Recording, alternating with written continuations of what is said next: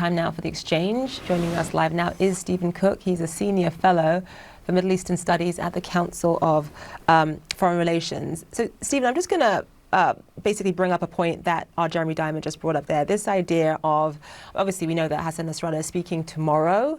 How much does he need to retaliate in order to save face, but at the same time avoid a larger war with Israel? Well, this has been the dilemma that Hassan Nasrallah has had since the beginning of the wars, to position Hezbollah as legitimate and, in fact, the leading resistance in support of Hamas, but without triggering a major escalation in an Israeli invasion of Lebanon. It's clear that what the Israelis have done over the course of the last 2 days has rattled Hezbollah, and I find it hard to imagine that they can regroup in a short period of time to take the Israelis on, at least in a major ground operation. They have tens of thousands, if not hundreds of thousands of rockets that are trained on Israel, and they can respond in that way. But of course, the Israelis would then respond in kind with a major operation. So this is a very delicate moment. Nasrallah has been criticized for speaking, for talking tough, but never really delivering. So tomorrow will be crucial.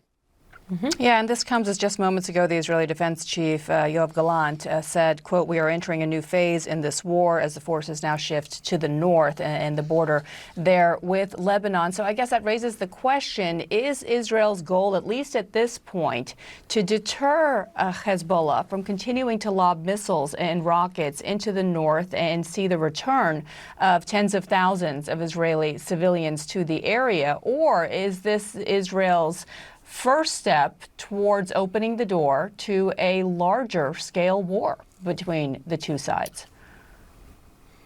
Well, you should note that the Israelis just 2 days ago added to its official war official war aims the return of northern residents to their homes. So this could very well be the opening of what the Israelis have been promising for months now. We know that diplomacy hasn't gotten very far. The Israelis have said that they would be interested in a diplomatic solution to this problem, so long as it wasn't just a piece of paper, that Hezbollah would actually withdraw to the Litani River, which is about 18 miles north of the border. There's been no evidence, despite tremendous effort on the part of American diplomats to head this off. So the Israelis may, in fact, be taking matters into their own hands, and that these exploding beepers and walkie-talkies may be the opening salvo in something big. The US, we know, has been really trying to put pressure on both sides, especially on Israel, in terms of not expanding the war to Lebanon. We know that the US envoy, Amos Hochstein, has visited the region many, many times. What have those efforts actually amounted to, Stephen? Well, the administration does believe it has a piece of paper that is the basis for a diplomatic agreement. And the administration has also relayed to the Israelis what they believe will be the massive amount of damage caused to Israel as a result of a widening of the conflict. Nevertheless, this is existential for the Israelis to allow Hezbollah and its Iranian patrons to essentially shrink Israel is to hand Hezbollah and Iran a strategic victory. So the Israelis are prepared to take on and sacrifice much in order to return their people to their northern towns and communities.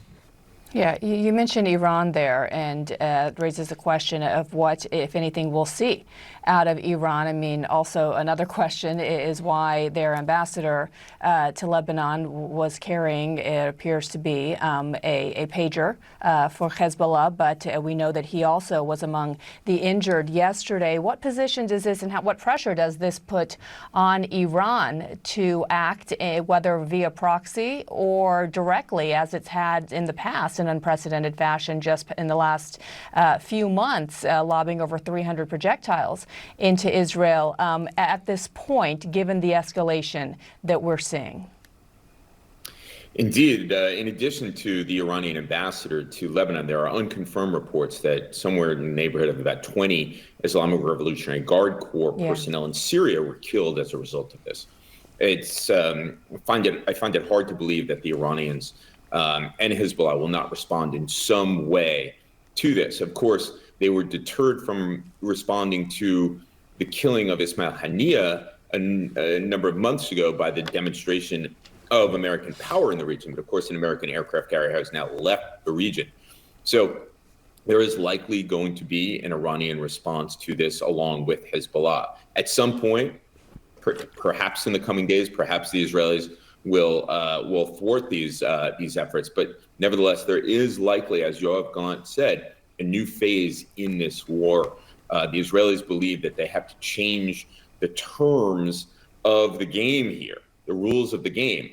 They believe that they have obviously been under attack, not just by Hamas and Hezbollah, but also Iran. And these are clear messages that the Israelis are willing to change the rules of the game using force. All right, Stephen Cook, live for us there. Thank you so much. Appreciate it.